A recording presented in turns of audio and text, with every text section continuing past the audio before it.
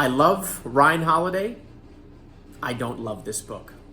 And let's get started. I'll tell you why. Hey everybody, I'm Travis and welcome to another book review. Today we're going to be reviewing Ryan Holiday's Wisdom Takes Work. And this is the fourth and final installment in Ryan Holiday's Stoic Virtue series. First, he talked about courage with his book Courage is Calling, then discipline with Discipline is Destiny. Then he talks about justice in his book last year, Right Thing, Right Now. And then now he's talking about wisdom in Wisdom Takes Work. Ryan Holiday is an apprentice and a disciple of my favorite author of all time, Robert Greene. And Robert Greene authored The 48 Laws of Power, The 33 Strategies of War, Mastery, among some of his popular works.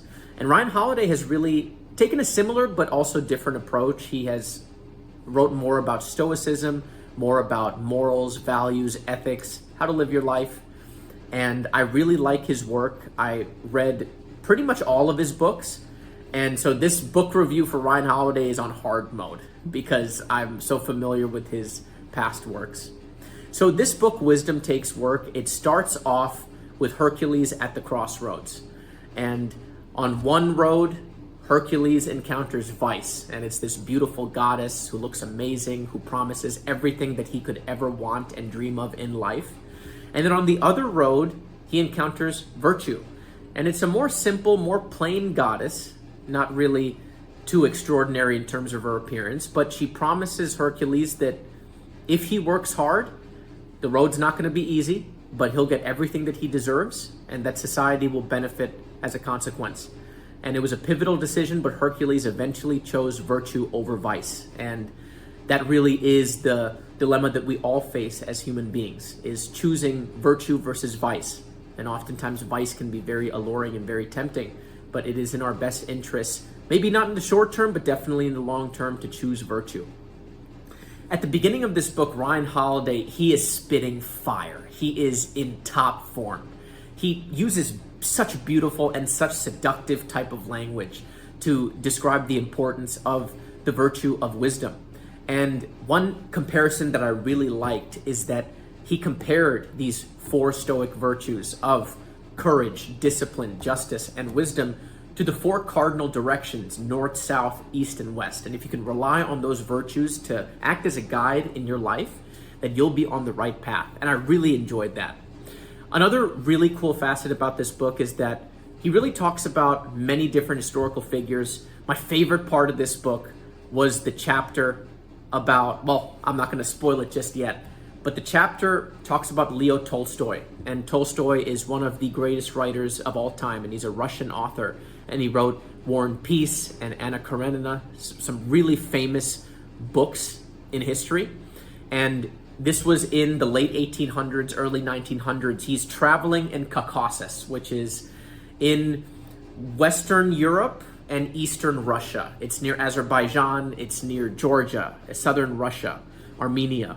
And he encounters this chief of one of the local tribes. And Tolstoy is one of the greatest authors of all time. He's telling the chief and his tribe stories about Julius Caesar, of Napoleon, of Genghis Khan, of Alexander the Great, all of these great leaders throughout history. And at the end of his spiel, the chieftain of this local tribe asks him, "You've told me about Caesar, of Genghis Khan, of Alexander the Great, but you haven't told me about the greatest leader who ever walked the earth. I want you to tell me about Abraham Lincoln." And Abraham Lincoln in the United States is recognized as the greatest president in our country's history because it took incredible character, it took incredible foresight and incredible wisdom to steer the United States out of the Civil War and out of the incredible problem of slavery at the time in the mid-1800s. And Abraham Lincoln is known as not only one of the greatest leaders in American history, but in world history because of his character, because of his intelligence, because he saw the long game. He didn't make impulsive decisions. He sat with an issue. He thought about it really long and hard, and then he made a good judgment type of decision. And he really fleshes out Abraham Lincoln's life. And I also read Doris Kearns Goodwin's book, Team of Rivals, and Ryan Holiday drew some inspiration from that book as well. But this book is worth the purchase just for that one chapter on Abraham Lincoln. And there were some not so good parts of the book, some rehashes from previous books. It seemed like he was recycling his material. The Hercules at the Crossroads was really interesting, but he did recycle that from a previous book. When he mentioned Temple Grandin, I shuddered a little bit because I was like, okay, that's a name that we already read about. So there were some recycled material that I didn't like as much. I want things to be new and things to be fresh. And that's something that Ryan Holiday's mentor, Robert Greene, really incorporated. Like every book seemed to be fresh. And I would love for in Ryan Holiday's future books if he kept everything fresh and introduced new characters to us. Another disappointing part about this book, and it really was a bummer, but Ryan Holiday brought politics into the book. And he talked about Elon Musk and Donald Trump. And he started off the Elon Musk chapter highlighting Elon Musk's intelligence, all of his accomplishments, how his companies are changing the world, potentially for the better, you could say. But then he just goes on to absolutely trash Elon Musk, and it got to the point of he was beating a dead horse. And it seemed like he got a little emotional, like he was a little angry at Elon Musk. And I read some Amazon reviews of the book, and some reviewers also said that it seemed like Elon Musk is living rent-free in Ryan Holiday's head. And at times it seemed like that because it was just relentless, the amount of criticism that Ryan Holiday levied against Elon Musk. And look, I have criticism of Elon Musk too, but it just went really far. And then the Donald Trump chapter, you know, I lean conservative, and Donald Trump is not the best role model, right? When you think of integrity, morals, values, decency, those are not qualities that you think or associate Donald Trump with. And so Ryan Holiday bashes Donald Trump, but he never offers any sort of compliments to Donald Trump. And listen, he's a very polarizing figure, but Donald Trump is brave. He faced down a bullet that clipped his ear last year.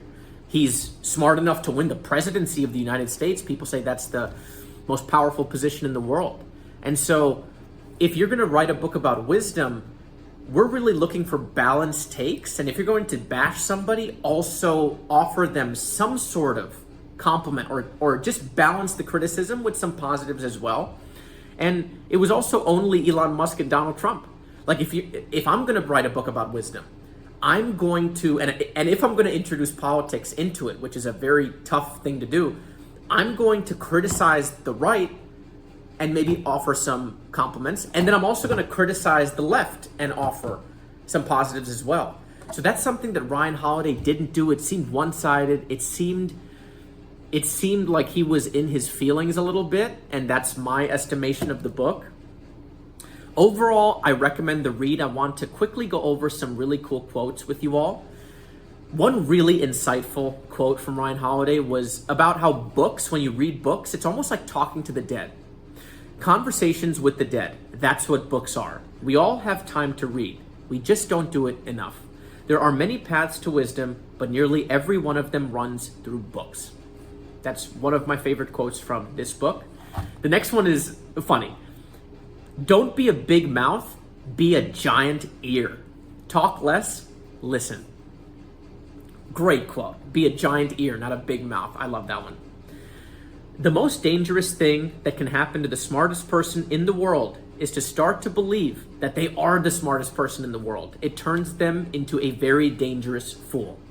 And this quote was in regards to Elon Musk, right? And Elon Musk is so intelligent, more intelligent, maybe the smartest guy in the world, but sometimes it could go to his head. And you can see that with some of the tweets that he posts. Overall, I'm going to give this book a 6 out of 10. Really goes back to the political spin that Ryan Holiday put on it with his critiques of Elon Musk and Donald Trump. But overall, I do think it is worth the money. And I think that you should purchase it, especially if you're not familiar with Ryan Holiday. It's a great book to read. So I recommend it. Wisdom Takes Work from Ryan Holiday. I'll be reading the next book that Ryan Holiday puts out. Thanks everybody for watching. Like, comment, and subscribe. And I'll see you on my next book review. Take care. Bye.